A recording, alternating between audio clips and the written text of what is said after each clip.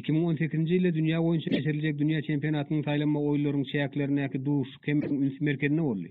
Paýtatymyzda geçirilen oýunda milli ýygyndymyz Guamyň komandasyny kabul etdi. İlkinji minutlarda ähli babatdaky deňlik duýuldy. Garşydaşlaryň meýdançydaky erkinligi az hem bolsa olara artykmaşlyk berdi. Ýöne ýeňşe bolan ihlas biziň futbolçylarymyzda aýdyn duýuldy. Birinji top geçirilýänçe oýun deň ýagdaýda boldy. Ýetiporsada döret duşuň 16-njy minutunda futbolçylarymyz hata başladylar. Oňç Abylowyň geçiren owdan topu ýygyndy komandamyz öňe çykardy. Geçirilen topdan soň oýunda ýet hüjümler kän bolmady. Bu ýagdaý ara kesmä çelli dowam etdi.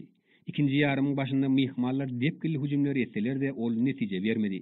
İkinji ýarymyň bütün dowamyna ýetip pursatlar az kem döretseler-de iýleşlerimiz hasaby artdyryp bilmediler. Futbol boýunça dünýä çempionatynyň deslapky saýlama oýunlarynyň çäklerindäki duşuk taraplar üçin ören jogapkärlik boldy. Ýurdumyň futbol boýunça ýygyndy komandasynyň möhüm duşukdaky ýeňşi jan köýürler begendirdi. Jan köýürleriň ören köp bolmagy uly gollaw futbolçylarymyza üstünligi bolan ihlasy artdyrdy. Bu üstünlikde jan köýürleriň munasyp paýynyň bardygyny bellemek goňçlydyr. Öz meýdançaňda oýnamagyň jan köýürleriň gollawy öz oşly artykmaşlyk bolýar. Bu hakykaty iýleşlerimiz üçin ýeňşli tamamlanan duşuk aýdyn görkezdi. Erjellik üstünligi bolan ana maksada okkullyk, sağlaşyk, toparyň umumy derejesiniň ýokary bolmagy üstünlik bilen utgaşdy.